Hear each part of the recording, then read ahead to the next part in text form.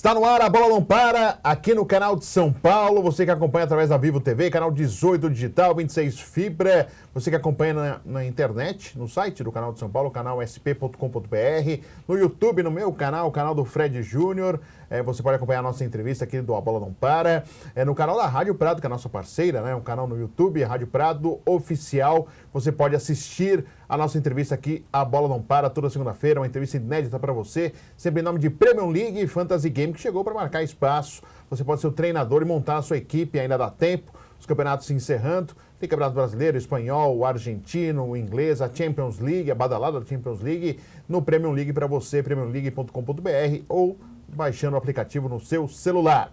Com muito prazer aqui nos estúdios do canal de São Paulo, recebendo o Giameli. Grande Giameli, foi um ótimo jogador, revelado pelo São Paulo, com passagens Santos, Corinthians, futebol espanhol. Em outros países também o Giameli mostrando muita categoria, um jogador técnico de muita qualidade, fazia gols. O Giameli é um jogador que hoje jogaria mais fácil aí do que já jogou na época dele, se o futebol tivesse o Giameli já nessa oportunidade. O Giameli que teve já cargos de gerência esportiva, né, em times de futebol, e agora virou um pouquinho nosso colega, como comentarista da Rádio Bandeirantes, e com coaching esportivo, que é um novo segmento que está surgindo, né, Giameli? Eu queria que você falasse um pouquinho do coaching esportivo.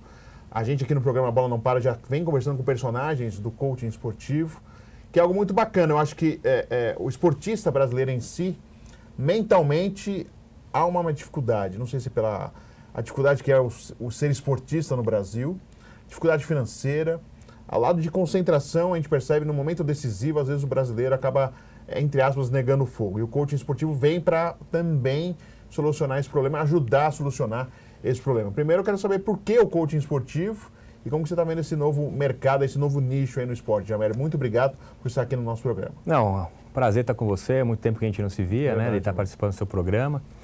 E o coaching esportivo eu já conheço há muito tempo, né? Porque eu conheci na Espanha, quando eu estava na Espanha ainda, e a gente tinha uma psicóloga no clube lá no Zaragoza que já fazia essa parte de coaching, que era mais uma assessoria, né, do que a parte realmente da psicologia esportiva, que são ciências que estão totalmente atreladas e não são conflitivas, né? Então, são complementares, né? Então, eu já conheço há muito tempo e depois que eu parei de jogar, comecei a estudar essa parte. Eu sempre fui uma pessoa que queria entender, né? Porque hoje eu vejo assim, né? O esporte está muito equilibrado, muito monitorado, todo mundo se conhece. A parte física, você tem fisiologista, você tem nutricionista, você tem preparadores físicos que são craques no assunto, que conseguem te deixar muito bem preparado. A parte técnica, né? Os treinadores, análise de desempenho, a parte tática também, de como a equipe joga, como que combinam, quantos passes, quantos quilômetros correram. Então, está muito monitorado, né, a parte física, técnica e tática, né? E está todo mundo muito equilibrado nisso. E eu comecei a entender de que o atleta que era mentalmente mais forte, né, num momento de tensão ou num momento de frustração ou de sucesso, esse atleta se sobressaía, né? Sim. Então, você tem vários exemplos aí. Na Fórmula 1 você tem o Hamilton e o Vettel. Os outros não são bons? São bons iguais. Só que no momento decisivo eles conseguem. No tênis, por que o Federer, o Nadal Sim. e o Djokovic sempre são os outros não são bons também iguais? Ou melhores até tecnicamente do que eles, fisicamente? Mas por que sempre os mesmos ganham, né? E isso vai na maratona, nos esportes de luta, e golfe, natação, que 001 você é ouro e 003 você é prata ou nem chega no pódio. Então, eu comecei a entender isso de que a parte mental, né, a parte de foco, a parte de concentração, a parte de você saber conviver com o fracasso e com o sucesso, como que você trata as outras pessoas, isso fazia muita diferença. E daí fui me preparar, fiz vários cursos de psicologia esportiva fora do Brasil, na Espanha, cursos de coaching aqui no Brasil. Hoje eu sou Master Coaching, eu fiz vários níveis, sou Master Coaching aqui no Brasil. E eu vejo que essa geração que está chegando, né, esses jovens jogadores, tem uma ferramenta e tem uma oportunidade que eu não tive. Né? Se talvez eu tivesse tido um coaching quando eu tinha 20 anos, a minha carreira poderia ter sido diferente, poderia ter jogado uma Copa do Mundo, poderia ter jogado em times maiores, podia ter tido mais sucesso, porque realmente o coaching ele é é uma ferramenta, ou é um processo, né? Acho que é mais que uma ferramenta, é um processo que você consegue, primeiro, se conhecer melhor, se entender e entender o porquê de algumas coisas que você tinha como uma realidade e você começa a ver de um jeito diferente e fala, opa, peraí, por que ele teve essa atitude? Por que ele não pensa igual eu? E daí você começa a abrir um horizonte muito grande, né? Quando você começa a ter essa visão. Então é o que eu faço hoje, uma das atividades que eu faço hoje, né? Sempre, claro, né? Ligada ao esporte, sempre relacionada com o esporte, que é a do coaching esportivo. E até sobre ainda o coaching, né, Jameli, você percebe que o esportista brasileiro há essa dificuldade psicológica? Exatamente no momento decisivo, a gente percebe, por exemplo, numa Copa do Mundo e no Nacional no Brasil, os jogadores tudo chorando. Uma Olimpíada, da mesma forma, em momentos decisivos, principalmente quando se jogou aqui no país, em 2016, a gente teve exemplos em outros esportes, né? Na Olimpíada, no futebol, conseguiu a medalha, mas foi numa forma até sofrida, mas assim, no vôlei, em esportes individuais, onde se esperava um desempenho melhor de alguns atletas, isso não aconteceu. Você vê esse espaço no mercado que está faltando exatamente isso no esporte, esse lado de concentração, o lado mental. E você acha interessante, é um foco a ser explorado agora no esporte? Eu acho que 100%. Eu vejo, eu estou até juntando, porque é uma coisa relativamente nova, né, no Brasil, do coaching, muita gente confunde. O próprio nome já confunde, né? Porque coach que é o treinador em espanhol, em inglês, né? O head coach e tal. O coaching, até a linguagem é diferente, as pessoas ainda se fazem muita confusão. Mas, pô, você é psicólogo? Eu falo, não sou psicólogo, é diferente. Se é alguma coisa que eu vejo que é uma coisa clínica, eu tenho psicólogos que trabalham comigo que a gente indica, psicanalistas, psicólogos, até psiquiatras que veem essa outra parte. Você é voltado ao desempenho esportivo. Exatamente. E como em toda profissão, no jornalismo, no direito, na medicina, tem bons e maus. Então, cabe ao público, cabe às pessoas verem, né, quem faz um trabalho sério e tal.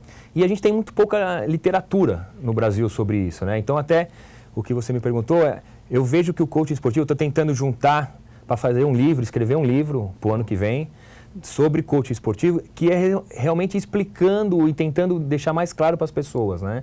O que é o coaching esportivo. Porque a gente tem aquela ideia de que o psicólogo era aquele cara que resolvia problema. Sim. O cara foi expulso, manda para o psicólogo. Não é assim, o psicólogo tem que ter uma... Ou até o jogador, eu não sou maluco, eu não quero ir para o psicólogo. Exatamente. Né? E tinha aquela análise de perfil, o psicólogo fazia aquilo, passava para o treinador algumas vezes nem olhava, ou olhava e não dava. Mas eu vejo que o coach, né, a figura do coach, ele vai ser que nem um analista de desempenho. 10 anos atrás não tinha analista de desempenho. Verdade. Hoje, a comissão técnica é uma peça-chave, o analista de desempenho, né? Cada jogador, cada time é mapeado de uma forma que não existia antes. Não tinha antes. Antes você tinha aquele olheiro, o auxiliar técnico ia no jogo, via o número 9 joga assim, o número 7 assim. Hoje não, hoje é uma coisa profissional. A comissão técnica tem um analista de desempenho. Como a comissão técnica, na parte física, tem um fisiologista, tem uma nutricionista. Então eu acho que o próximo membro da comissão técnica dos grandes clubes, quando eles começarem assim... entenderem, já está amadurecendo isso já. Mas ainda há um preconceito, né, Jameli? Que a gente percebe, conversando não com coachings, mas assim, como psicólogos, por exemplo, que alguns estão trabalhando, aí chega um treinador, não quero, tira, sai, não trabalho, não gosto disso. Ainda existe o preconceito quanto a um psicólogo numa comissão técnica. Mas é exatamente o que a gente estava comentando, porque o cara que tem problema vai para o psicólogo. Não, é o contrário. O psicólogo, a gente tem estudos aí, na Alemanha, a Federação Alemã tem quase 20 psicólogos trabalhando. E o que eles fazem? Eles vão monitorando os jogadores desde a base, né? Passando essas informações. Eles vão no clube.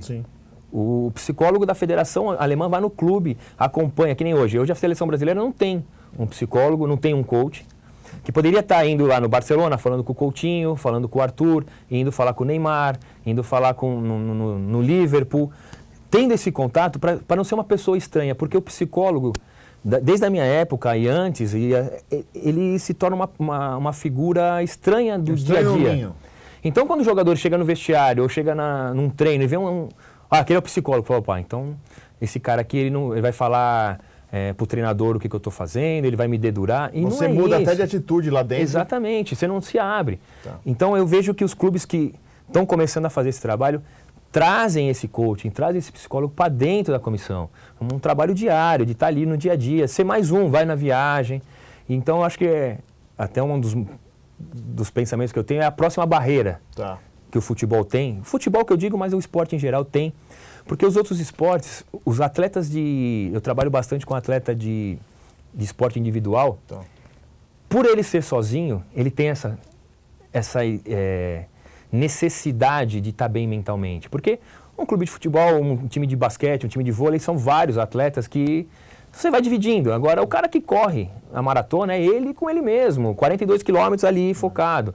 O cara que joga golfe, são 18 buracos, o cara tem que estar ali competindo contra ele. Tênis, até 5 sets, o cara mentalizando sozinho. Ali. O nadador, porque o tênis ainda você tem uma devolução, né? Você joga contra alguém. Sim. Agora, o nadador, o atleta de só pista... Só o desempenho dele que conta, né? O golfista, ele competindo contra a marca dele. Então, isso é mais difícil de você encarar.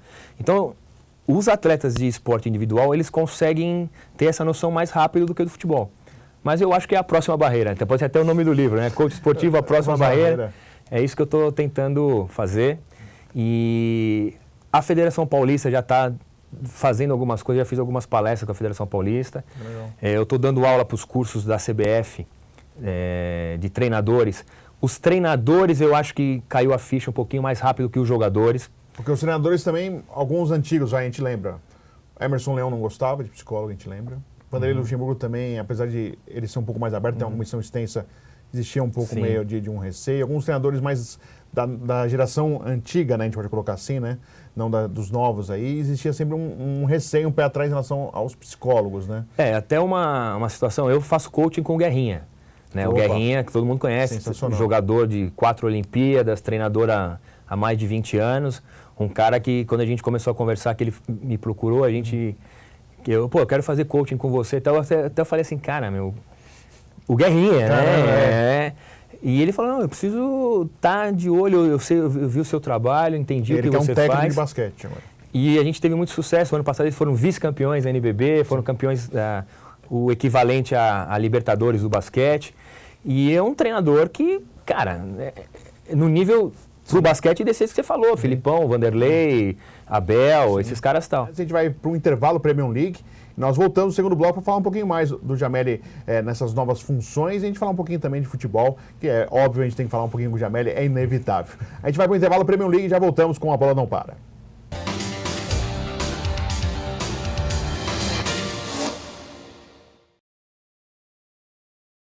Você está acompanhando A Bola Não Para no intervalo, sempre em nome de Premier League. Fantasy Games está fazendo muito sucesso, fez na Copa do Mundo, tem o Campeonato Brasileiro rolando e tem muitas novidades que estão acontecendo e vale a pena você conhecer.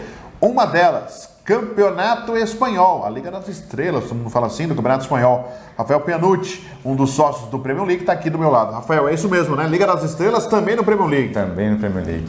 Além da Champions League e dos outros que você comentou, a gente tem o Campeonato Espanhol também. E a chance de vocês conseguirem escalar o Messi, que está sempre entre os mais escalados, o Griezmann, e aproveitar na internet para brincar com os amigos. Muito legal. E sempre com um diferencial, né? Quem quiser escalar e tiver grana, né, na competição, os reservas pode montar o seu time, né? Pode montar o seu time. Você pode contratar até 3 reservas para caso um titular não jogue, você não perca a pontuação do seu jogador que não jogou. Que legal. Ficou curioso? Baixa lá no aplicativo, no seu celular, Premier League, ou se não, entre no site www.premiumleague.com.br. Não é só o espanhol, não é só o brasileiro, tem campeonato inglês, campeonato argentino, Champions League, você vai gostar, a discussão de futebol vai ser diferente com Premier League, aqui sempre com A Bola Não Para.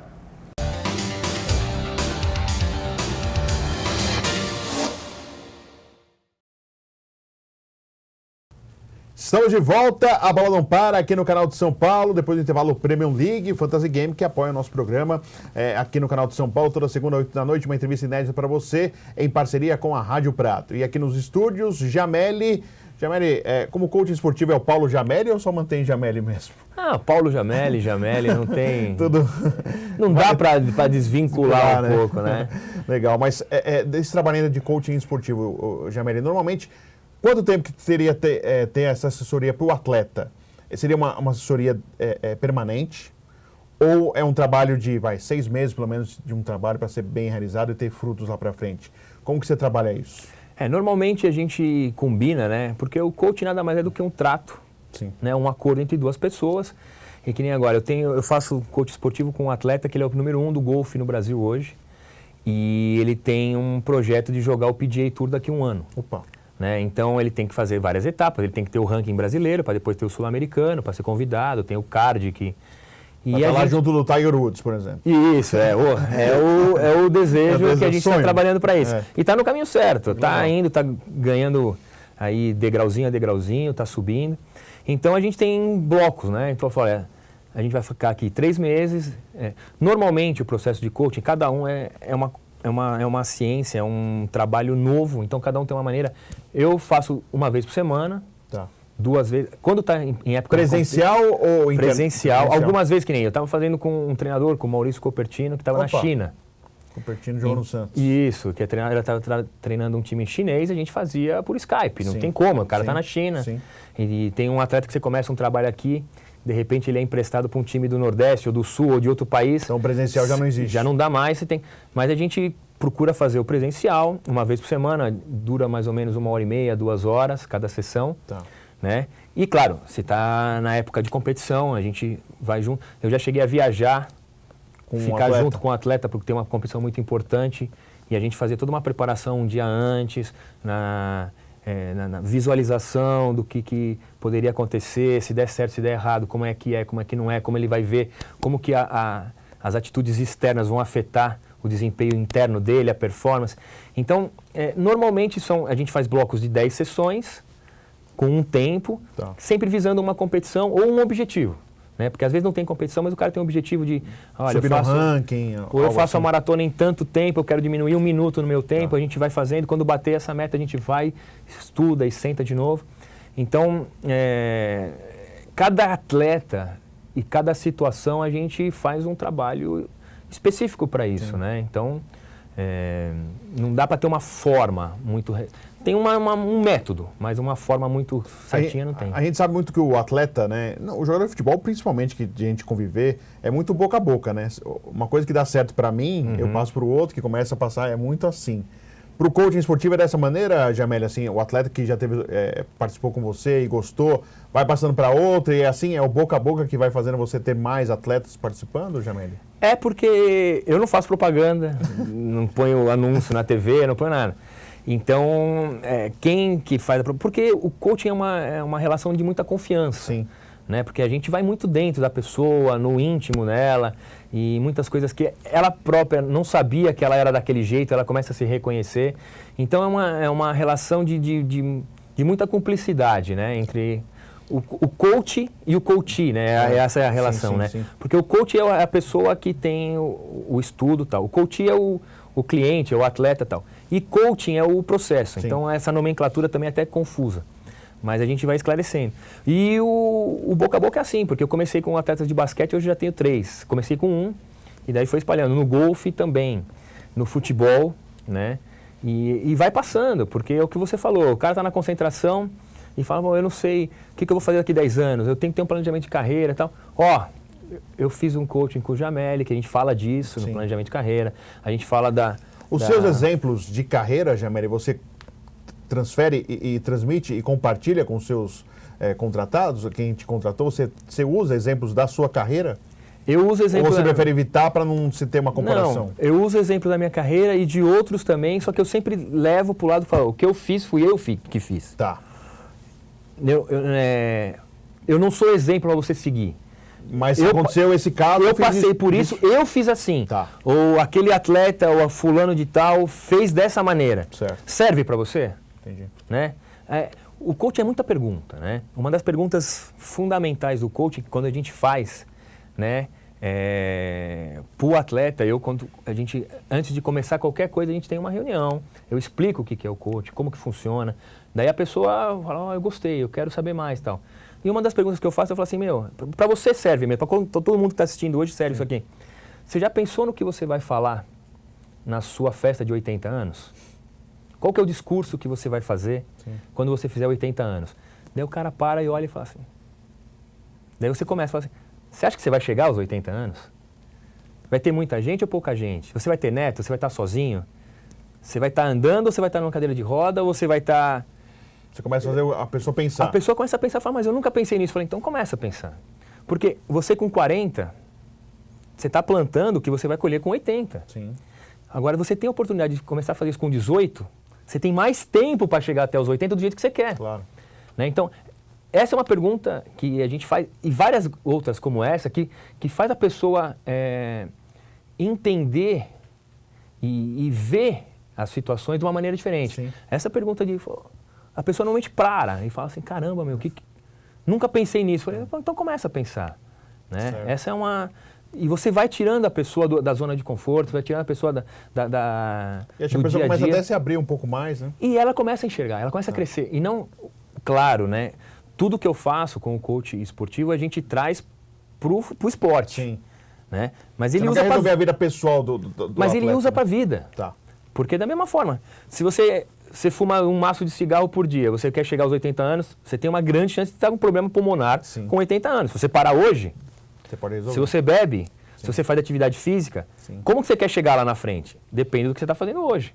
E daí a pessoa fala, pô, é verdade, cara. É uma coisa tão simples, mas é verdade. E aí, esse é o começo do coaching. É bom que o pessoal vai tendo mais conhecimento, porque é um assunto que vai crescer cada vez mais. Vocês vão perceber sobre coaching esportivo, vocês vão sentir que é um espaço que vai aparecer muito no esporte de alto rendimento, principalmente o esporte individual, muito mais que o coletivo. Eu estou achando isso, eu acho que é até esse espaço que você está pegando, né, Jameli? Muito mais o individual que o coletivo. Né? Porque o individual, você queira ou não queira, você fala com uma pessoa ou com 3 pessoas no máximo. É o treinador, porque você poderia, num grupo de atletas, se reunir e você começar a falar e tal. O que você falar vai atingir um grupo, o que você vai falar não vai atingir um outro grupo. Né? A gente está vendo, eu estou falando com alguns clubes já, de fazer um trabalho no clube. Tá. Né? Começando pela base. Sim. E ter uma... Porque no final das contas é um atendimento pessoal. Particular. Você tem o grupo, sim. Né, que você pode fazer o coaching esportivo com o grupo, que é um coletivo, é generalizado, mas você tem que ir no individual. Né? E isso demanda tempo. Né? E os clubes também têm que entender esse lado, né? Que tem um goleiro de 17 anos, é diferente de um atacante de 14. Né? Daí você vai começar a analisar os perfis. Né? Tem aquele cara que é muito determinado. Esse cara dificilmente vai ser um bom meio-campo. O determinado tem que ser um goleiro ou um atacante, porque ele tem esse perfil de resolver as coisas. Tá. O cara que joga no meio campo, ele tem que ser um cara de um perfil mais criativo, um cara cerebral. Se você deixar ele de centroavante, ele vai ficar na cara do gol, ele vai querer driblar para cá. Então, essa parte do coaching, de análise de perfis, que eu consigo trazer para o futebol, ajuda muito na base, porque aquele menino de 15 anos, ele não sabe se ele é lateral direito, ou se ele é volante pela direita, ou se ele vai ser um meia. E daí você começa a ver o perfil do cara e fala, esse cara não vai dar certo como centroavante, porque ele tem um perfil diferente, ele tem que jogar um pouco mais para trás, porque é dele isso daí, é um cara mais tímido, ele não vai ser o capitão do time. Sim. Né? Então, essa diferença que quem passou por dentro do campo e depois se preparou e estudou, ajuda muito, né? Facilita muito, até na relação com a comissão técnica. Porque não fica aquela pedra no meio do caminho que entrou e fala, quem é esse cara? Não. Sim. Ele já sabe como que funciona no dia a dia, na segunda, na terça, na quarta, quando o cara está chateado, quando o cara está contente. Porque é muito tempo de campo, né? De como jogador, depois como treinador, depois como gerente. Então eu vejo que o ex-atleta tem essa vantagem, né? Jameli, quando você parou de jogar, você buscou ser treinador. E depois foi para um cargo de gestor, né? De gerente esportivo, trabalhando no Curitiba, trabalhando no Santos. Você não está seguindo mais esse caminho de técnico nem de gerente esportivo, porque houve uma decepção pós-futebol, nessas funções. Você chegou até no futebol americano, né? Chutar, né? Você kicker mas isso aí futebol americano. Foi brincadeira. Mas foi legal, né? Foi muito legal. Mas nessas funções, houve uma decepção, Jameli? Você esperava uma coisa e foi outra? Não. Quando eu parei de jogar, eu tive a felicidade de parar de jogar num domingo, no Barueri, como jogador de futebol. Sim. E na segunda-feira já comecei como gerente de futebol do próprio clube. Então eu não tive esse espaço, né? Esse vazio de o que eu faço agora? Não, eu já parei no domingo, encerrei minha carreira como jogador, comecei como gerente. Mas muda muito, hein, Jameli? É muita diferença. A gente parou no mesmo dia, eu e o Fábio Carilli, paramos juntos. Eu fui ser o gerente do time lá do Barueri e o Fábio foi ser o treinador do time de júnior, do time sub-20, né? E a gente conseguiu ter essa adaptação rápida. Mas eu tive umas experiências muito boas, cara, como gerente de futebol, fui no Barueri, depois pro Curitiba, a gente ganhou. No Santos, teve aquele time de 2010 do Santos, que a gente conseguiu fazer uma... O grupo do Santos, não só de jogadores, mas de comissão, de diretoria, deu tudo certo, foi muito legal, tudo funcionava. Mas a gente, às vezes, tenta buscar outros desafios, né? Eu fui treinador do Marcílio Dias, fui treinador do Independente de Limeira, fui treinador do Mauaense. Gostei muito de trabalhar com isso. Mas a vida de treinador, você tem que estar disposto a estar num lugar um dia, daí você perde 3, você tem que ir para o outro, depois você ganha, você é bom pra caramba e vai para outro, mas daí depois você perde mais um jogo, você não presta. Cigano. Então, e eu tinha que ficar aqui em São Paulo por umas questões familiares, tinha que ficar aqui em São Paulo, não podia ficar nesse pinga-pinga nesse momento. E eu sempre já tinha pensado em fazer essa parte do coaching. E foi quando deu, eu falei, vou parar, vou fazer uns cursos aí, posso ter 2, 3 anos para me dedicar a isso e vou trabalhando. E deu muito certo, eu gostei, estou realizado fazendo isso, estou muito contente. Claro, a gente sempre está envolvido com o futebol, amanhã ou depois vem uma oferta de trabalhar como treinador, ou trabalhar como gerente novamente, ou de estar fazendo parte de uma comissão técnica, a gente tem que estudar e tem que ver isso. O coaching ajuda muito nessa parte também, é mais um agregado que você está. Mas como eu queria ficar aqui em São Paulo, então, mas não foi nenhuma decepção, não. Eu acho que a posição do gerente de futebol é uma das mais difíceis, até... É trabalho de formiguinha, porque ninguém mais vê o que difícil faz. do que a de treinador, porque o gerente de futebol, cara, ele fala com o presidente e com o técnico, ele fala com a torcida e o jornalista, ele fala com o jogador e o empresário do jogador. Ele conversa com todos os lados. O treinador não, o treinador ele tem a função dele, ele é criticado ou não, ele está mais exposto, claro, tudo. Mas ele acabou o jogo, ele vai para casa, vai pensar no próximo jogo, no próximo treino, enquanto o gerente de futebol está falando com o presidente, por que aconteceu isso? O empresário está ligando que quer renovar o contrato, o jornalista quer uma entrevista exclusiva com algum atleta, o cara do marketing, o cara do jurídico, o cara do financeiro. O gerente de futebol ele é a peça que abre para todo mundo. Então é difícil, né? Você não tem vida, você tem que ficar 24 horas à disposição, você tem que estar ligado sempre. E eu falei, hoje eu tenho um celular só. Quando eu estava gerente no Santos eu tinha 3, que tocavam o tempo inteiro, o dia inteiro. Mas muito legal essa função e não descarto não de voltar um dia a trabalhar com isso. Legal. E só já no finalzinho, a gente está acabando o nosso programa. E companheiro agora de rádio, né? Na Rádio Bandeirantes, comentando. Uma nova experiência, né, Jameli? Uma situação que, quando eu parei de jogar na Espanha, que eu fiquei lá, já tinha trabalhado numa rádio espanhola, fazia os comentários lá dos Jogos do Zaragoza. E eu sempre fui chamado pela Jovem Pan, pela Bandeirantes, pela Rádio Globo, mas esporadicamente, de fazer um comentário de um jogo determinado e tal. E agora na Bandeirantes não, ficou sério, sou contratado da Rádio Bandeirantes, tenho lá a minha escala, você conhece bem isso, tem a escala de tal jogo, os programas do meio-dia, os programas de final de semana. E eu sempre, dá para perceber, sempre gostei muito de falar, sempre gostei muito de participar. E estou gostando muito dessa interação com o Ulisses Costa, com o Rogério Assis, com o Cláudio Zaidan, com o Piperno, que são craques e estão me ajudando muito, com o pessoal lá da Band, que é uma outra visão, né? Porque você tem que... O rádio é diferente de você falar na televisão, né? O rádio, você está falando com uma pessoa que não está enxergando nada. Então você tem que ser muito detalhista e tal. E eu estou gostando de estar junto com vocês, ser companheiro de vocês. E a coisa está crescendo, né? Como eu falei, antes eu ia convidado, depois fazia uns freelances, daí agora já sou contratado e as coisas vão andando. Tô muito satisfeito com isso, porque dá para eu juntar, né? De tempo, essas pequenas agendas, né, do dia a dia, de atender o coaching, de estar com a minha empresa, de estar na Bandeirantes, de estar dando palestra. E isso aí é muito legal. Jameli, muito obrigado por você ter vindo até aqui, aos estúdios do Canal de São Paulo. Eu era fã do Jameli como jogador, fã depois de conhecê-lo trabalhando no meio.